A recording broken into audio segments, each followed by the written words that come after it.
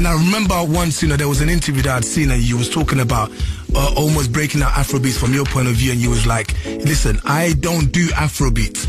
And as some people took it in a different, I wanted as my brother for you to clarify, because some people took it in a way where it felt like I don't want nothing to do with Afrobeats. I'm so glad you said this today. And I think even myself, when I first read, I said, but this guy is Afrobeat, so this thing doesn't make sense. Good. One day when we sit down, I will want to ask him to give me his version. Good. Clarify on that. So basically, when I got to Nigeria and started my career, right, you can check it from my first ever interview, my first ever whatever. You see that I said I do Afrofusion, right? Good. And why did I do that? Was because when I first got home, I realized that this music I'm making is not what everybody, it's like there was almost no place for it at home. I had to create my own place for it. Do you understand what I mean? And in creating my own place, that now became a place where people who had nowhere else to go would come to. People who couldn't fit in. That's when I'll give birth to what they now call alter movement in, what I mean? Stuff like that. You understand? So it wasn't a thing. That's like on my starting explanation. But you see, when I said it on that time, on that interview, it was because I didn't understand two things. One, I didn't understand why everybody just wanted my music to be inside one box.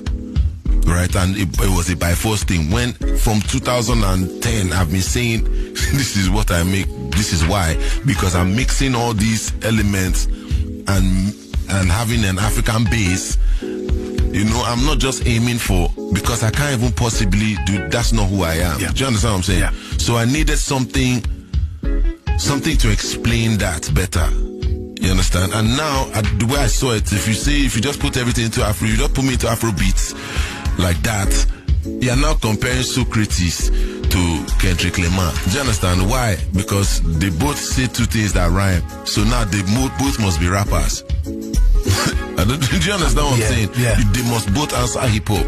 But one is philosophy, one is hip hop. One is I don't know what Socrates did. Is it math? Socrates was math. It's not what Kendrick is doing, and it's not what Drake is doing. So that's really what I wanted to. But now the thing is, I didn't understand, that we needed an umbrella for this thing, for what we're doing to actually get somewhere. Like we needed that. It's like in order for us to be, we needed that vehicle to take us somewhere. On the same level as R&B, and as hip hop. Yes, you understand?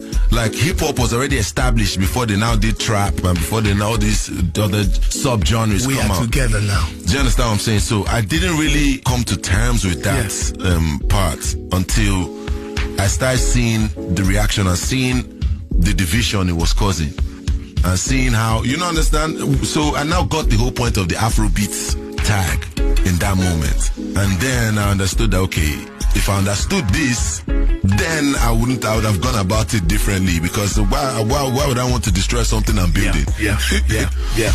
And it's such a beautiful way to wrap this into, because it was the vehicle that you was one of the main drivers. It was almost saying, this is my stop. You guys, like that's like, and it's crazy that people even took it like that. But that's not what it is.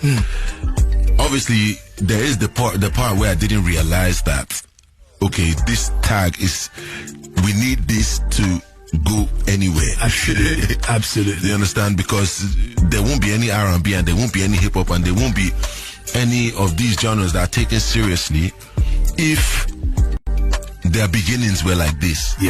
If in their beginnings there was a lot of all these separations and all these, you understand? So I totally get it, and I apologize for that confusion, my brother. Do you understand?